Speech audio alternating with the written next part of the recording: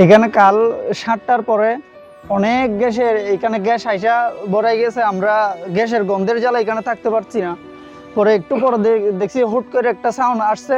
পরে এখানে একটা আগুনের তুরা আসছে অনেক বড়। পরে এখানে গাড়ি ঘোড়া যা আছে এতে আগুন লাগছে। আমার একটা পাসপোর্ট বাইর করতে পারি নাই, স্বর্ণ বাইর করতে পারি নাই, কাপড় চোপড় কিচ্ছু না, শুধু এই অবস্থার মধ্যে আমার বাচ্চাগুলি নিয়ে আমি বাইরে গেছি। 1 ঘন্টা পরে টাচ করে একটা বাস্ট হয়েছে, তখন আমরা এখানে উপস্থিত। যখন বাস্ট হয়েছে আমরা ওয়াল দিয়ে পার হয়ে ওই পাশে চলে গেছি। আমরা তখন এখানে 4 জন ছিলাম। এর ভিতরে যারা ছিল তারা পুড়ে গেছে কোনো হাসপাতালে চট্টগ্রাম।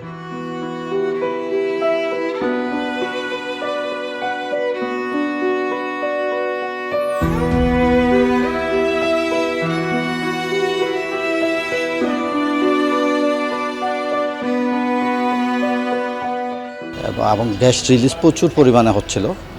আমরা যখনই এটা প্রায় 10টার পরপরই হঠাৎ এখান থেকে প্রায় 100 ফিট দূরে যেখানে জিপ স্টেশন, ওখানে কোনো কারণে হয়তো কেউ আগুন ধরিয়েছে।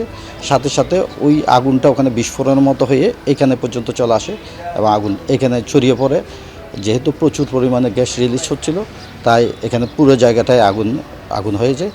তা আমরা গতকালও বলেছি ওনারা এখানে যাতে কেউ বিড়ি সিগারেট না খায়। আমরা 1টা 55-তে নিয়ন্ত্রণ নিয়ে আসছি এবং 2টা 50-এ আগুন নির্বাপন করেছি।